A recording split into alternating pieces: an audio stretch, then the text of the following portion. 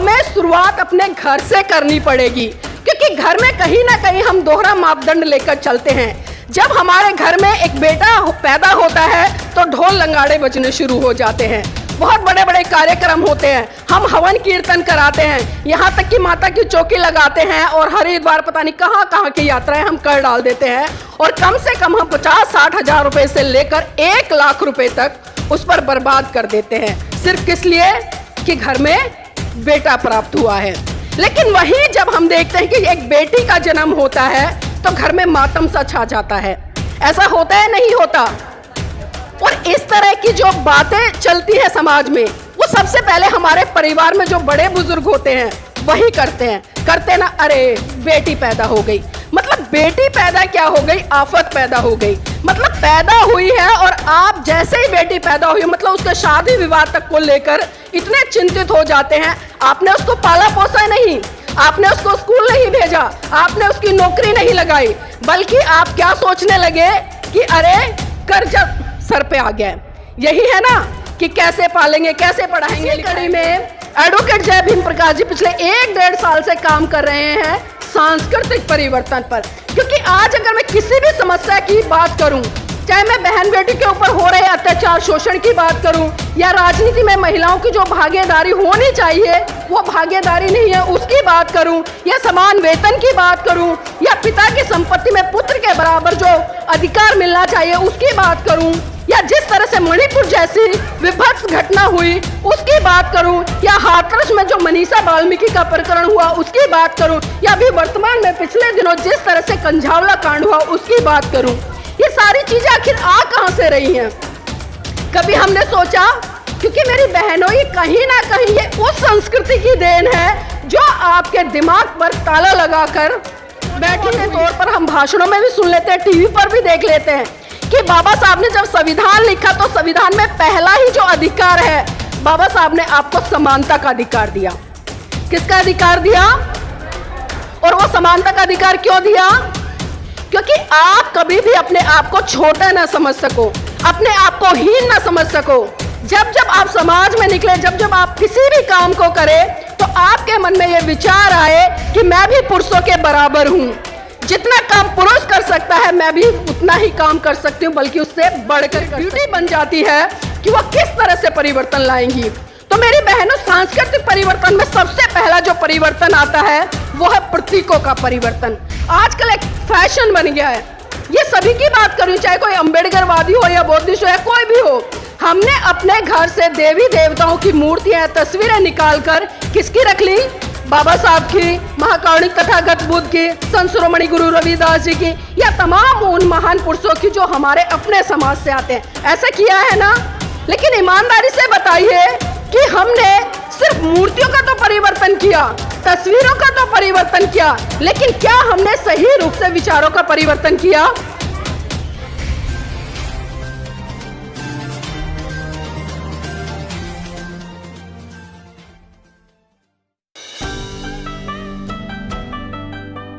सर्वप्रथम महाकारुणिक तथागत बुद्ध को अपनी संकल्पनाओं के सुमन अर्पित करते हुए समस्त भारतीय नारी के मुक्तिदाता, बहुजनों के मुक्तिदाता, दुनिया का सूरज, ज्ञान का प्रतीक, संविधान के रचयिता परम पूज्य बाबा साहब को सत सत नमन करते हुए बहुजनों को भारत में सत्ता के गलियारों तक ले जाने वाले साहब मान्यवर काशीराम जी को नमन करते हुए देश में पाखंडवाद को अपनी जूती की नोक से धराशाही करने वाले पेरियार जी को नमन करते हुए इस देश में शिक्षा की अलग जगह कर महिलाओं के लिए पहला स्कूल खोलने वाले फूले दंपति राष्ट्रपिता ज्योतिबा फूले और माता सावित्री बाई जी को नमन करते हुए और इस देश में बाबा साहब के साथ में कंधे से कंधा मिलाकर इस देश की महिलाओं के लिए एक संघर्ष भरा जीवन देने वाली माता रमाबाई जी को नमन करते हुए और एक क्रांति की ज्वाला जगाने वाली फूलन देवी जी को नमन करते हुए और आज इस कार्यक्रम का आयोजन कर रही महिला अंबेडकर जन संघर्ष समिति का मैं तहे दिल से साधुवाद करती हूँ, धन्यवाद करती हूँ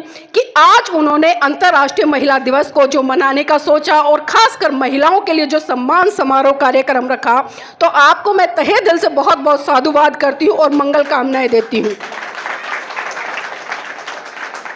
आज अगर आज़ादी के 77 साल बाद भी हम महिलाओं के सम्मान की बात कर रहे हैं, महिलाओं की आजादी की बात कर रहे हैं, या महिलाओं को हम पुरुषों के साथ कंधे से कंधा मिलाकर आगे बढ़ाने की बात कर रहे हैं, तो क्या मैं ये समझूं कि आज महिलाएं आजाद नहीं हैं? बताइए मुझे।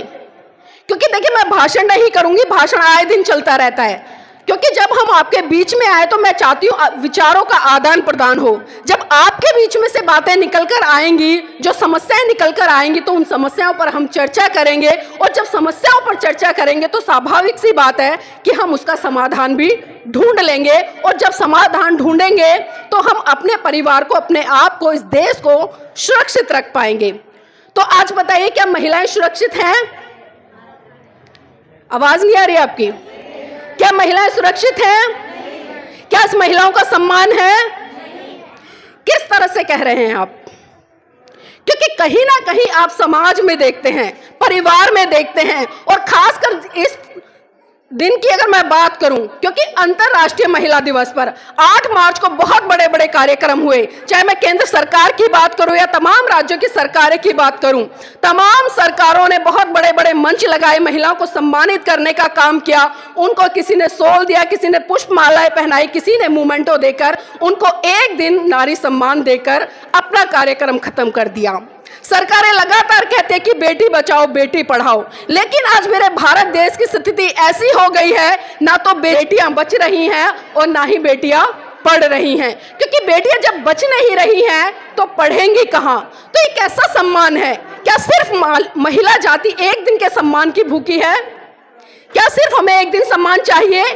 जब हमारी आबादी इस देश में 50% है, तो मेरा मानना है कि हमारा जब सम्मान करना है तो सही रूप से हर क्षेत्र में हमारी भागीदारी 50% होनी चाहिए। अगर 50% हमारी भागीदारी होती है तो मैं सही मायने में कह सकती हूं कि हाँ, आज की वर्तमान सरकारें हमारा सम्मान कर रही हैं, वो सही रूप में महिलाओं के लिए कार्यक्रम आयोजित कर रही हैं। लेकिन कहीं ना कहीं यहाँ पर एक बहुत बड़ा सवाल भी खड़ा होता है। सवाल ये है कि जब सरकारें हमारा सम्मान नहीं कर रही, तो क्या हम उस सम्मान को सुरक्षित रख पा रहे हैं? रख पा रहे हैं? अभी जिस तरह से मान्यवर जी ने कहा कि हमें शुरुआत अपने घर से करनी पड़ेगी, क्योंकि घर में कहीं ना कहीं हम दोहरा मापदंड लेकर चलते हैं। जब हमारे घर में एक बेटा पैदा होता है तो ढोल लंगाड़े बजने शुरू हो जाते हैं, बहुत बड़े बड़े कार्यक्रम होते हैं, हम हवन कीर्तन कराते हैं, यहाँ तक कि माता की चौकी लगाते हैं, और हरिद्वार पता नहीं कहाँ कहाँ की यात्राएं हम कर डाल देते हैं, और कम से कम हम 50-60 हजार रुपए से लेकर 1 लाख रुपए तक उस पर बर्बाद कर देते हैं, सिर्फ किस लिए कि घर में बेटा प्राप्त हुआ है। लेकिन वहीं जब हम देखते हैं कि एक बेटी का जन्म होता है तो घर में मातम सा छा जाता है। ऐसा होता है, नहीं होता? और इस तरह की जो बातें चलती है समाज में, वो सबसे पहले हमारे परिवार में जो बड़े बुजुर्ग होते हैं वही करते ना, अरे बेटी पैदा हो गई, मतलब बेटी पैदा क्या हो गई? आफत पैदा हो गई। मतलब पैदा हुई है और आप जैसे ही बेटी पैदा हुई, मतलब उसके शादी विवाह तक को लेकर इतने चिंतित हो जाते हैं। आपने उसको पाला पोसा नहीं, आपने उसको स्कूल नहीं भेजा, आपने उसकी नौकरी नहीं लगाई, बल्कि आप क्या सोचने लगे कि अरे कर्जा सर पे आ गया। यही है ना कि कैसे पालेंगे, कैसे पढ़ाएंगे लिखाएंगे। और फिर एक दूसरी बात देखिए, चलिए बहुत सारे परिवार ऐसे होते हैं जो अच्छी विचारधारा को लेकर आगे बढ़ते हैं और वो बेटियों को जन्म लेने पर खुश होते हैं और उत्सव भी मनाते हैं। लेकिन कहीं ना कहीं आज भी हम समाज में देख रहे हैं कि बेटी जैसे ही 18-20 साल की होती है तो एक विचार मन में चलने लगता है कि बेटी बड़ी हो गई है, उसका विवाह कर दो। और हम क्या करते हैं, जब से पैदा हुई और विवाह तक, कम से कम आज अगर हम नॉर्मल भी शादी की बात करें तो हम कितना पैसा एक विवाह पर खर्च कर देते हैं? 5 लाख। ये बड़ा नॉर्मल बता रही हूं मैं। आज जो साधारण शादी होती है उसमें भी 4-5 लाख रुपए हम खर्च कर देते हैं। लेकिन आप ईमानदारी से बताइए कि जब आप अपनी बेटी को शिक्षित कराने के लिए, उसको आगे की शिक्षा दिलाने के लिए सोचते हैं, क्या कभी आपके मन में ख्याल आता है कि जो 5 लाख रुपए हम उसके विवाह पर खर्च करेंगे, वो पैसा उसके विवाह पर खर्च ना कर बल्कि उसकी शिक्षा पर लगा दें? कभी सोचते हैं? नहीं सोचते।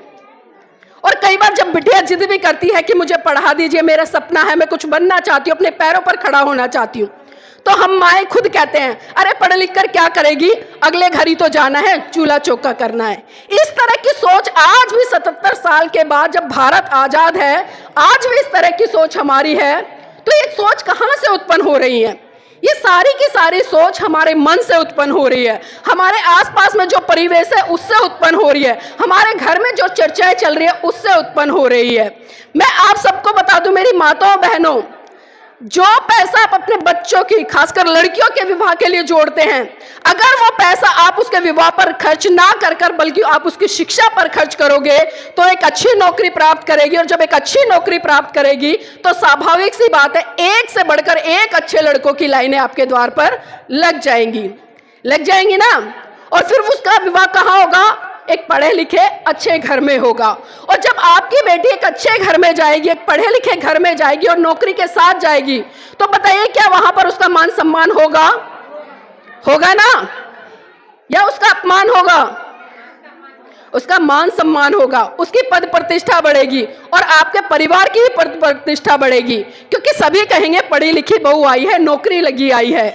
और जब पढ़ी लिखी होगी तो स्वाभाविक सी बात है उसके संस्कार भी अच्छे होंगे। तो इसलिए मैं आपसे निवेदन करना चाहती हूँ, अगर सही रूप से आप महिलाओं का सम्मान करना चाहते हैं या आज के इस दिन को अंतर्राष्ट्रीय महिला दिवस के रूप में मनाना चाहते हैं, तो सबसे पहले शुरुआत अपने घर से करो, क्योंकि जब तक हम अपने आप से शुरुआत नहीं करेंगे हम कभी भी परिवर्तन नहीं कर पाएंगे। क्या नहीं कर पाएंगे ना? मैं बिल्कुल स्पष्ट कह रही हूं, क्योंकि पारिवारिक चीजें हैं, हम घर में भी देखते हैं, परिवार में भी देखते हैं, आस पड़ोस में भी देखते हैं। हमारी बेटी 10-12 साल की नहीं हुई, हमने उससे काम कराना शुरू कर दिया, करते हैं ना। लेकिन वहीं दूसरी तरफ जब हमारा बेटा चाहे वो 20 साल का भी हो जाए, हम उससे कभी ये नहीं कहते बेटा एक गिलास पानी ला के दे दे, लेकिन घर के सारे काम का भार हम अपनी बेटियों पर डाल देते हैं। क्या ये उचित है? क्या ये समानता है? नहीं है ना। अब आप खुद देखिए कि आपकी बेटी के साथ में भेदभाव कौन कर रहा है? क्या वो पिता कर रहा है जो पुरुष है, या वो माँ कर रही है जो एक नारी है? कौन कर रहा है? कौन कर रहा है बताइए ना। माँ कर रही है ना, और माँ कौन है? एक महिला है। और आज हम महिला दिवस मना रहे हैं, तो क्या सही रूप में आज हम महिला दिवस को सार्थक कर पा रहे हैं? नहीं कर पा रहे हैं। तो इसलिए कहती हूँ छोटी छोटी बातें हैं, लेकिन हम इन बातों को नहीं समझ पाते। हम देखते हैं कि सरकारी जो कर्मचारी महिलाएं हैं उन्होंने अंतर्राष्ट्रीय महिला दिवस का कार्यक्रम आयोजित करते हैं, हमें उन्हें देख के बड़ा अच्छा लगता है कि हाँ भाई वो पढ़ी लिखी हैं, सरकारी पद पर हैं, इसलिए मना रहे हैं। लेकिन क्या कभी हमारे मन में ये विचार आता है कि हम उसकी शुरुआत खुद से करें? अभी जिस तरह से भाई जी कह रहे थे कि हमें अपने घर के लिए बहू कैसी चाहिए, बड़ी संस्कारी चाहिए, साड़ी पहन कर रहे, घूंघट कर रहे, सबका मान सम्मान करे, ऊंची आवाज में किसी से बात ना करे, किसी से हंसकर ना बोले। लेकिन जब अपनी बेटी की शादी करते हैं तो बेटी की शादी के लिए हमारे मापदंड क्या होते हैं कि हमारी बेटी अच्छे से घर में जाए, वहां पर पैंट शर्ट पहन कर रहे, बड़े खुले विचारों की रहे, वो किसी से घूंघट ना करे। ऐसा होता है ना? सच बताइए आप, होता है ना ऐसा? अब क्या बताइए, क्या हम नारी का सम्मान कर रहे हैं? नारी होकर कर रहे हैं? हमारे अपनी बेटी के लिए तो कुछ मापदंड और दूसरों की बेटी के लिए दूसरे मापदंड। क्या ये समानता है? अगर सही रूप में आपको अंतर्राष्ट्रीय महिला दिवस का जो आयोजन है उसको सार्थक करना है तो सबसे पहले अपने घर से शुरुआत करो। लेकिन ये हमें समझना पड़ेगा कि अगर हम सही काम कर रहे हैं, हम समाज की महिलाओं को सही दिशा में लेकर जा रहे हैं, तो चाहे सामने वाला हमारा कितना ही विरोध करे, हमें रुकना नहीं है। जब आप किसी की बेटी को शादी करके अपने घर में ला रहे हो तो तमाम वो चीजें, तमाम वो विचार उसके लिए भी उत्पन्न करो जो आप अपनी बेटी के लिए उत्पन्न कर रहे हो, जैसा आप अपनी बेटी के लिए चाहते हो। अब हम समाज में देखते हैं बहुत तरह के परिवर्तन होते हैं, बहुत तरह की संस्कृतियां चली हुई हैं। जब एक बेटी की शादी होती है, उससे पहले से अगर मैं बात करूं, क्योंकि आजकल हम देख रहे हैं समाज में आज भी हम पढ़ लिख गए हैं, बहुत सारी चीजें हैं, लेकिन आज भी जो घूंघट जैसी प्रथाएं हैं वो आपका पीछा नहीं छोड़ रही हैं। कितनी महिलाएं ऐसी हैं जिनके घर में आज भी बहुएं घूंघट करती हैं, वो खुद घूंघट करती हैं। ईमानदारी से हाथ खड़े करना, देखिए कितना बड़ा रेशो है। आप देख रहे हैं। अब एक सवाल है मेरा आपसे, आप घूंघट किस लिए करती हैं? किस लिए करती हैं? क्योंकि अब महिलाएं घूंघट कर रही है तो सवाल भी मेरा आप ही से होगा, किस लिए घूंघट करती हैं आप? बताए, कोई तो बताए मुझे।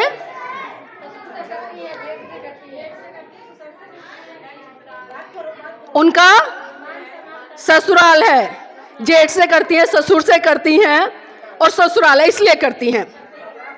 यही बात है ना। अब एक चीज बताइए कि जब आपका बेटा वो अपनी ससुराल जाता है तो वहां पर उसके भी ससुर हैं, ससुर है ना। अगर उसका साला बड़ा है तो एक तरह से हम वो जेठ के तौर पे देख सकते हैं उसको। भाई जब वो अपनी ससुराल गया है वहां पर उसके भी सास ससुर हैं या रिश्ते में बड़े लोग हैं, तो क्या कभी आपने देखा है वो बेटा घूंघट करके जाता हो? कभी देखा है आपने? लेकिन लोगों ने कहा और हमने मान लिया।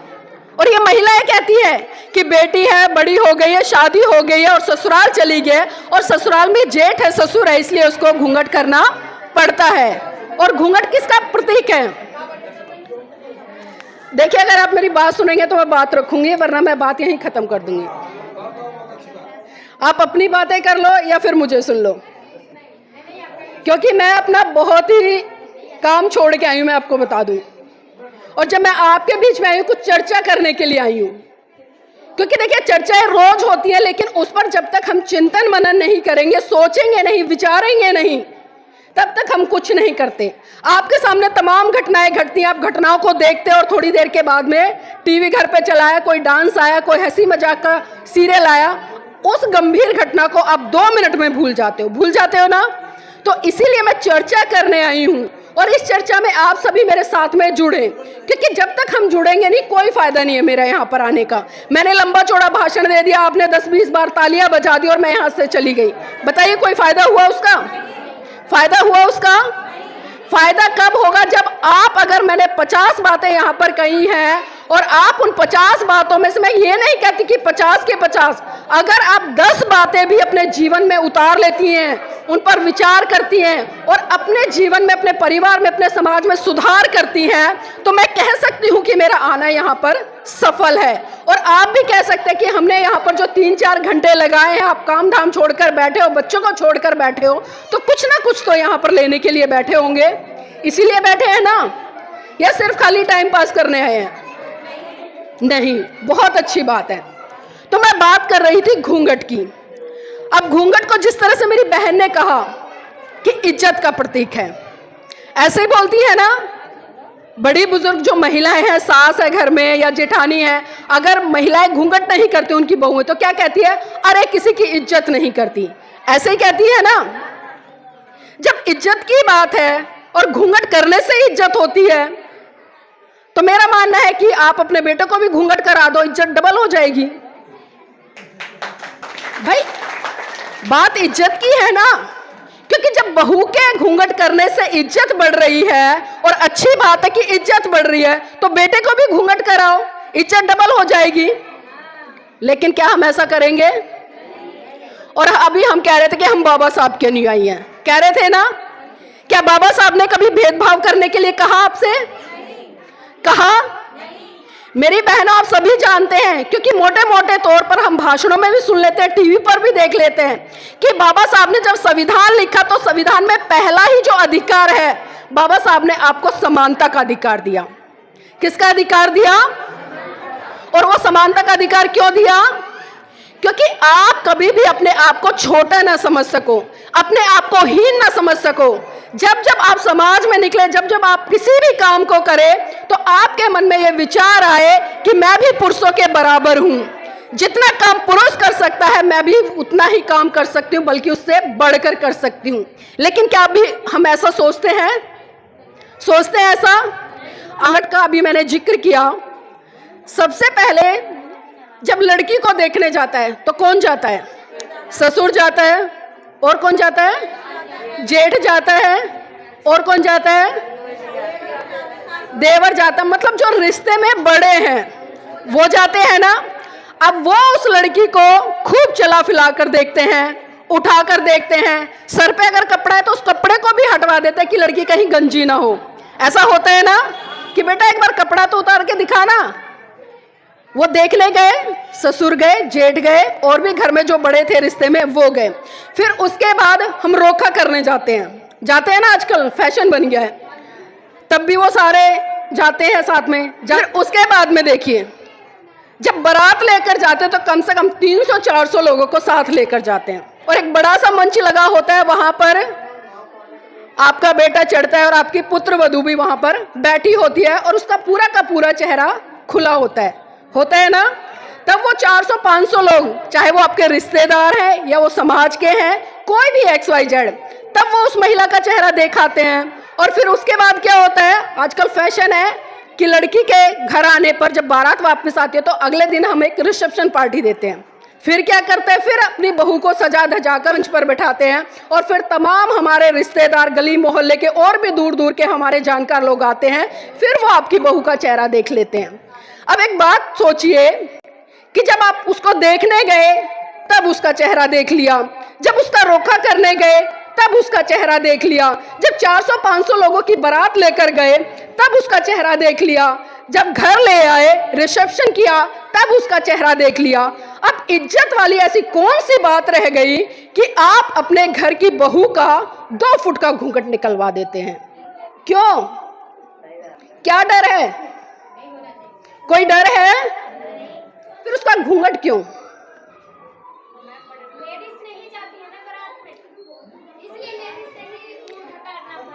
नहीं, मैं बात कर रही हूँ, लेकिन उसके बाद तो ससुराल में आई है ना, उसके बाद तो ससुराल में आ गई है ना वो।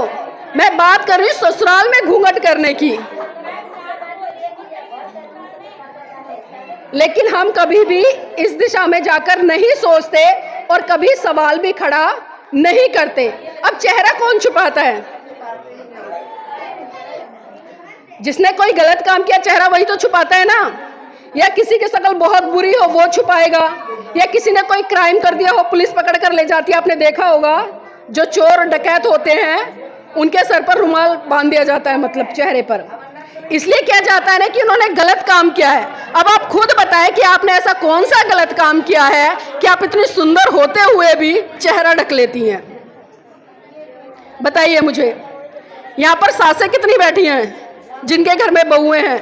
बैठी हैं, कई बैठी हैं, हाथ नहीं उठा रही हैं। अच्छा भाई, आपस में बात मत कीजिए, मेरे जाने के बाद खूब बात कर लेना। और मुझे पता आप ये भी कहोगे कि आई थी, लंबा चौड़ा भाषण देके चली गई, ये तो कर सकती है पर हम नहीं करवाएंगे। नहीं होता है अक्सर, क्योंकि जब मैं देश के अलग अलग कोने में जाती हूँ, चाहे मैं राजस्थान जाऊँ, पंजाब जाऊँ, हरियाणा जाऊँ, तो वहाँ की महिलाएं शिकायत करती हैं कि बहन जी आपके सामने तो सारे पुरुषों ने हाथ खड़े कर लिए कि आज के बाद हम अपने घर की बहुओं से घूंघट नहीं कराएंगे, और सास भी खड़े कर लेती हैं कि आज के बाद हम अपनी बहुओं के घूंघट नहीं कराएंगे। लेकिन बहन जी जैसे ही आप चली जाती हो तो क्या कहती हैं? अरे आई थी बड़ी पढ़ी लिखी, भाषण देकर चली गई। ये मैं वास्तविक सच्चाई बता रही हूँ। लेकिन ये भी सच है कि जो लोग सोचते हैं, विचारते हैं, चिंतन मनन करते हैं और इन चीजों के फायदे और नुकसान देखते हैं, वो परिवर्तन बहुत बड़े स्तर पर करते हैं। तो मेरी बहनों, कम से कम ये घूंघट जैसी प्रथा, आज आपको 77 साल आजाद हुए हो गए हैं, संविधान में आपके पास में तमाम हक अधिकार, आप इतनी सुंदर सुंदर हो, तो ये चेहरा क्यों ढकती हो? और चेहरा ढकने का नुकसान बता दूं मैं आपको एक बहुत बड़ा, शायद आपने कभी सोचा भी नहीं होगा। अगर आप यहाँ पर चेहरा ढककर बैठी हैं, मेरे जीवन साथी एडवोकेट जय भीम प्रकाश जी डिस्ट्रिक्ट कोर्ट से लेकर सुप्रीम कोर्ट तक में प्रैक्टिस करते हैं। सपोज करिए आज आप यहाँ पर बैठी हैं, इन्होंने आपका चेहरा देख लिया, और भविष्य में कभी कोई ऐसी घटना घट जाए आपके साथ में, तो ये देखेंगे कि भाई हम वहां पर गए थे और ये महिला वहां से है, तो कम से कम वो आपको बचा लेंगे ना, बचाएंगे ना। या आपके भी आस पड़ोस का कोई व्यक्ति होगा, आपके परिवार का रिश्तेदार होगा, तो वो भी आपको बचाएगा। लेकिन जब किसी ने आपकी शक्ल नहीं देखी, आपका बलात्कार रोड पे हो रहा है, वहां से हमारे परिवार के लोग भी गुजर रहे हैं, हमारे रिश्तेदार, हमारे समाज के भी गुजर रहे हैं, हमारे आस पड़ोस के भी गुजर रहे हैं, क्या कोई आपको बचाने आएगा? आएगा? बताइए क्यों नहीं आएगा? क्योंकि वो आपको जानता ही नहीं है। यही है ना, क्योंकि वो आपको जानता ही नहीं है, उसने आपको देखा ही नहीं है। जब आपने उसने देखा ही नहीं आपको, तो वो कैसे आपको बचाएगा?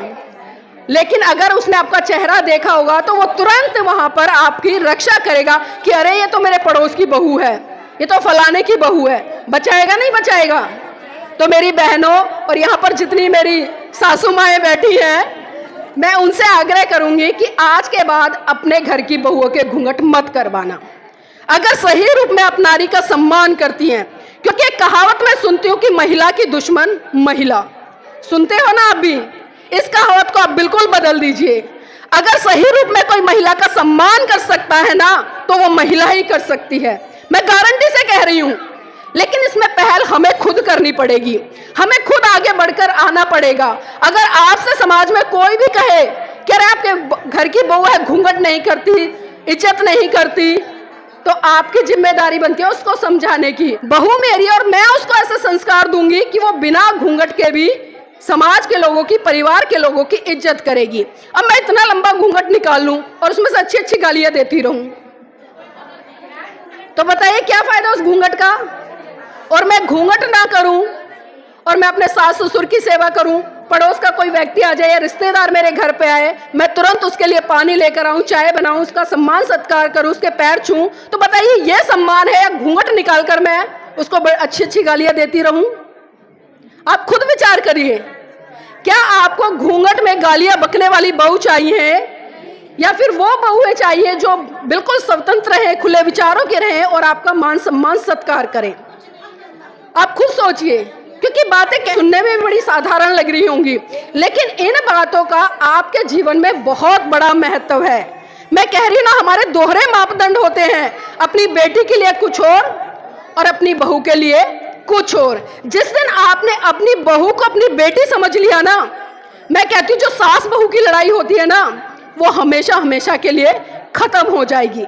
जब हमारी बेटी से 10 गलती होती है और हम उसकी 10 गलतियों को माफ करते हैं, तो हमें इतना बड़ा दिल रखना चाहिए कि जब बहू से अगर 1 गलती हो जाए, 2 गलती हो जाए, तो उसको बेटी की गलती समझकर उसको माफ कर दें। और मैं बहुओं से भी कहूंगी, क्योंकि आजादी मिली है तो उसका भी आपको नाजायज फायदा नहीं उठाना है। बात दोनों तरफा है। अगर आप अपनी सास को सास ना समझकर माँ समझेंगी, तो वो भी आपको बेटी की तरह प्यार देगी, दुलार देगी, आपका मन सम्मान करेगी, और जितनी चाहत वो अपनी बेटी के लिए रखती है, उतनी चाहत वो आपके लिए भी रखी है। अब आप खुद सोच लीजिए आपको किस तरह से रहना है, क्योंकि हम आज़ादी की बात कर रहे हैं, महिला सम्मान की बात कर रहे हैं, अंतर्राष्ट्रीय महिला दिवस की बात कर रहे हैं और महिलाओं को आगे बढ़ाने की बात कर रहे हैं। एक बार हाथ खड़े करना, सारी महिलाएं, दोनों हाथ खड़े कर लो। Very good. एक बार पुरुष साथियों से चाहूंगी, एक बार इनको देख लीजिए, महिलाओं को हाथ ऊपर कर लीजिए, मैंने क्यों खड़े करवाए हैं। गुड, नीचे कर लीजिए। अब एक बार मेरे पीछे कुछ पुरुष साथी बैठे हैं, वो हाथ ऊपर करे दोनों। एक बार पीछे देख लीजिए आप मुड़ के। धन्यवाद, नीचे कर लीजिए। अब आपको समझ आया कि मैंने ये हाथ क्यों खड़े करवाए? किसी को समझ आया? आप में से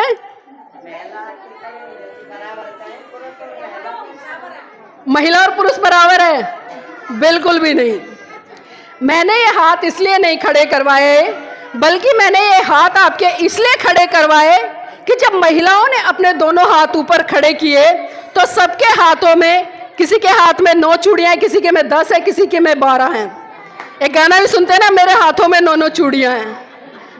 लेकिन जब पुरुष साथियों ने हाथ खड़े किए, उनके हाथ में एक भी चूड़ी नहीं है। अब बचपन में हमें एक मुहावरा पढ़ाया जाता था, बचपन में हमें एक मुहावरा पढ़ाया जाता था, और जिस मुहावरे का प्रयोग आज भी मेरी बहनें बड़े स्तर पर करती हैं। और किस तरह से करती हैं कि जब आपके आस पड़ोस में कई बार लड़ाई झगड़ा हो जाता है और आपके पुरुष उस झगड़े को शांत कराने के लिए चुपचाप घर में आकर बैठ जाते हैं, तो ये महिलाएं क्या टोंट करती हैं उस पे? अरे जाओ, घर में बैठ जाओ, चूड़ियां पहनकर तुम्हारे बस की कुछ नहीं है। तो चूड़ियां किसका प्रतीक हुई? कायरता का। ताली बजा दीजिए इनके लिए। अब मैं ये मान लूं आप कायर हो, नहीं, आप खुद बताओ। मेरे पुरुष साथी बैठे, किसी ने एक भी चूड़ियां नहीं पहन रखी, क्योंकि वो मानते हैं हम कायर नहीं हैं। समझ रहे हो? और हम चूड़ियों को किससे जोड़ के देखते हैं? सुहाग से। किससे जोड़ के देखते हैं? सुहाग से, कि सुहाग की निशानी है। अब पुरुष ऐसा क्या पहनता है जिसको हम ये कहें कि उसके सुहाग की निशानी है? नहीं, कभी हम सोचते हैं भाई जब समाज में शादी हो रही है, एक लड़के की और एक लड़की की, इन दोनों की शादी होती है ना, लेकिन परिवर्तन देखिए आप, एक लड़की को सर से लेकर अगर मैं पांव तक बात करूं, उसको पूरा का पूरा साजो श्रृंगार और ऐसे आभूषणों में ला दिया जाता है जिससे कि दूर से ही देखते पता चल जाए कि वो लड़की शादीशुदा है। उदाहरण के तौर पर अगर मैं बात करूं, उंगलियां होती है उसमें क्या डाल देते हैं हम, बिछुए डाल देते हैं, पैरों में पाजेब डाल देते हैं, हाथों में चूड़ियां पहना देते हैं, गले में मंगलसूत्र डाल देते हैं, माथे पे बिंदी लगा देते हैं और मांग में सिंदूर भर देते हैं।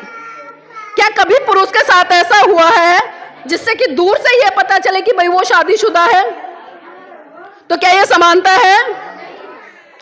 भाई जब शादी दोनों की हो रही है तो कुछ तो परिवर्तन होना चाहिए ना पुरुष में भी, या क्या सारा का सारा परिवर्तन महिलाएं करेंगी? हाँ बिल्कुल लगानी चाहिए, अगर वो आपकी नहीं उतरवा दे तो। देखिए, ना तो मैं घूंघट की पक्षधर हूं, चाहे महिला हो या पुरुष हो, और ना ही 16 श्रृंगार की पक्षधर हूं, क्योंकि देखिए मेरी बहनों, चाहे चूड़ियां आप सोने की पहन रहे हो वो बेड़ियां ही है, चाहे पजेब आप सोने की पहन रहे हो वो गुलामी की बेड़ियां ही है। मैं यहाँ पर बात करूं, अगर आपको जिस दिन एहसास हो जाएगा कि ये सारी चीजें हमारी गुलामी का प्रतीक है, तो आप इसको एक झटके में तोड़ दोगे। और इसे कभी भी 16 श्रृंगार का प्रतीक मत सोचो। अगर 16 श्रृंगार का प्रतीक इसे सोच रहे हो, यहाँ पर कितनी महिलाएं ऐसी हैं जो बोध हैं? 1 2 3 4 5 6 7 8 9, चलिए देखिए 10-12 महिलाएं ऐसी हैं जिन्होंने कहा कि हम बौद्ध धर्म को मानते हैं। अब बौद्ध धर्म हमेशा समानता की बात करता है ना। अब आप बताइए, जो ये चूड़ियां हैं, मांग में सिंदूर है या गले में मंगलसूत्र है, क्या ये समानता का प्रतीक है? और मेरी बहनों, मैं आपको बता दूं, अगर आपको किसी भी क्षेत्र में क्रांति करनी है, चाहे वो राजनीतिक है, धार्मिक है या फिर सामाजिक है, जब तक आप किसी भी चीज को बड़ी बारीकी से नहीं समझोगे ना, तब तक आप क्रांति नहीं कर पाओगे। हमारे बीच में एडवोकेट जय भीम प्रकाश जी बैठ रहे हैं, लगातार पिछले 1-1.5 साल से सांस्कृतिक परिवर्तन पर वो बहुत ज्यादा जोर दे रहे हैं। और सांस्कृतिक परिवर्तन किस तरह से किया जा रहा है? क्योंकि हम सब कह देते हैं कि हम बाबा साहब के अनुयायी हैं, लेकिन सही रूप में हम बाबा साहब को तो मानते, लेकिन बाबा साहब की नहीं मानते। अभी बहन कह रही थी, बिल्कुल सही बात है, क्योंकि चाहे हम किसी भी महान पुरुष की बात कर ले, जिस तरह से माता सावित्रीबाई फूले हैं, पूरा का पूरा जीवन उन्होंने इस देश की महिलाओं के लिए समर्पित कर दिया। उन्हें भी तमाम तरह के ताने झेलने पड़े, गोबर कीचड़ लोगों ने उनके ऊपर फेंका, तो क्या वो रुक गई? नहीं रुकी ना। तो क्रांति जब जब आप करने निकलोगे तो विरोध भी होगा, लेकिन ये हमें समझना पड़ेगा कि अगर हम सही काम कर रहे हैं, हम समाज की महिलाओं को सही दिशा में लेकर जा रहे हैं, तो चाहे सामने वाला हमारा कितना ही विरोध करे, हमें रुकना नहीं है। तो इसी कड़ी में एडवोकेट जय भीम प्रकाश जी पिछले 1-1.5 साल से काम कर रहे हैं सांस्कृतिक परिवर्तन पर। क्योंकि आज अगर मैं किसी भी समस्या की बात करूं, चाहे मैं बहन बेटी के ऊपर हो रहे अत्याचार शोषण की बात करूं, या राजनीति में महिलाओं की जो भागीदारी होनी चाहिए वो भागीदारी नहीं है उसकी बात करूं, या समान वेतन की बात करूं, या पिता की संपत्ति में पुत्र के बराबर जो अधिकार मिलना चाहिए उसकी बात करूं, या जिस तरह से मणिपुर जैसी विभत्स घटना हुई उसकी बात करूं, या हाथरस में जो मनीषा वाल्मीकि का प्रकरण हुआ उसकी बात करूं, या अभी वर्तमान में पिछले दिनों जिस तरह से कंझावला कांड हुआ उसकी बात करूं, ये सारी चीजें आखिर आ कहां से रही हैं? कभी हमने सोचा? क्योंकि मेरी बहनों, ये कहीं ना कहीं ये उस संस्कृति की देन है जो आपके दिमाग पर ताला लगाकर बैठी हुई है, जिसने आपको इस तरह की अनाप शनाप चीजों को तो मानने के लिए प्रेरित कर दिया, विवश कर दिया, और आपको कर्मकांड, पूजा पाठ, आडंबर में इतनी बुरी तरह से उलझा दिया कि आप उससे बाहर निकलकर अपना भला भी नहीं सोच पा रही हैं। तो अगर मैं सांस्कृतिक परिवर्तन की बात करूं तो सांस्कृतिक परिवर्तन 3 तरह से होता है, और इसका जिक्र मैं इसलिए कर रही हूं क्योंकि आप महिलाएं हैं और महिला सम्मान आज हो रहा है या अंतर्राष्ट्रीय महिला दिवस मना रहे हैं, तो महिलाओं की ये ड्यूटी बन जाती है कि वह किस तरह से परिवर्तन लाएंगी। तो मेरी बहनों, सांस्कृतिक परिवर्तन में सबसे पहला जो परिवर्तन आता है वो है प्रतीकों का परिवर्तन। आजकल एक फैशन बन गया है, ये सभी की बात करूं, चाहे कोई अम्बेडकरवादी हो या बौद्धिस्ट हो या कोई भी हो, हमने अपने घर से देवी देवताओं की मूर्तियां, तस्वीरें निकालकर किसकी रख ली? बाबा साहब की, महाकारुणिक तथागत बुद्ध की, संत शिरोमणि गुरु रविदास जी की, या तमाम उन महान पुरुषों की जो हमारे अपने समाज से आते हैं। ऐसा किया है ना? लेकिन ईमानदारी से बताइए कि हमने सिर्फ मूर्तियों का तो परिवर्तन किया, तस्वीरों का तो परिवर्तन किया, लेकिन क्या हमने सही रूप से विचारों का परिवर्तन किया? हमने विचारों का परिवर्तन? किसी ने भी नहीं किया। और वही कारण है कि आज छोटी से लेकर एक बड़ी घटना तक आपके साथ में हो रही है और हम उसको समझ नहीं पा रहे हैं। हम बाबा साहब की जय जयकार कर लेते हैं, हम ज्योतिबा फूले जी की जय जयकार कर लेते हैं, हम बहन जी की जय जयकार कर लेते हैं, हम तमाम बहुजन नायक नायिकाओं की जय जयकार कर लेते हैं, लेकिन क्या कभी हम उस दिशा में आगे बढ़ते हैं जो विचार उन्होंने दिए, जो इतिहास उन्होंने दिया, जो साहित्य उन्होंने दिया, कि जाइए आप इसको पढ़िए, समझिए और सोचिए कि किस तरह से आपका भला हो सकता है, आपके परिवार का भला हो सकता है, आपके समाज का भला हो सकता है, आपके देश का भला हो सकता है। क्या कभी हमने वैचारिक परिवर्तन किया? हमने नहीं किया। और वही कारण है कि आज सत्ता पर बैठे हुए मुट्ठी भर लोग इतने बड़े तबके को आज भी कहीं ना कहीं गुलाम बनाकर रख रहे हैं। हम समानता की बड़ी बड़ी बातें कर लेते हैं, लेकिन सही रूप में जब समानता को चरितार्थ करने की बात आती है तो हम उससे कोसों दूर नजर आते हैं।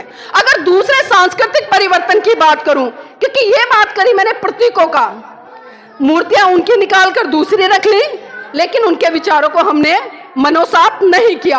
और दूसरा सांस्कृतिक परिवर्तन क्या है, किस तरह का है? वो है रीति रिवाजों का और परंपराओं का परिवर्तन। और किस तरह के रीति रिवाज और किस तरह की परंपराएं? अगर मैं कल की ही बात करूं, 2 दिन पहले, परसों क्या था? अंतर्राष्ट्रीय महिला दिवस, और एक त्योहार और था, क्या था? महाशिवरात्रि था ना। अब महाशिवरात्रि पर यहां पर बैठी कितनी महिलाओं ने व्रत किया था? ईमानदारी से बताना।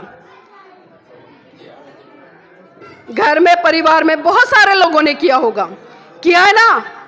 लेकिन क्या हमने सोचा कि उस व्रत को हम क्यों कर रहे हैं, किस लिए कर रहे हैं, उसका हमारे जीवन में क्या फायदा होने वाला है, या हमारे जीवन में क्या परिवर्तन आने वाला है? तो क्या हमने सोचा? लेकिन हमने क्या सोचा कि पहले से लोग करते आ रहे हैं, इसलिए हमें भी करना है। हमने उसका कोई लाभ और नुकसान नहीं देखा, लेकिन पहले से करते आ रहे हैं लोग, इसलिए हमने भी कर दिया।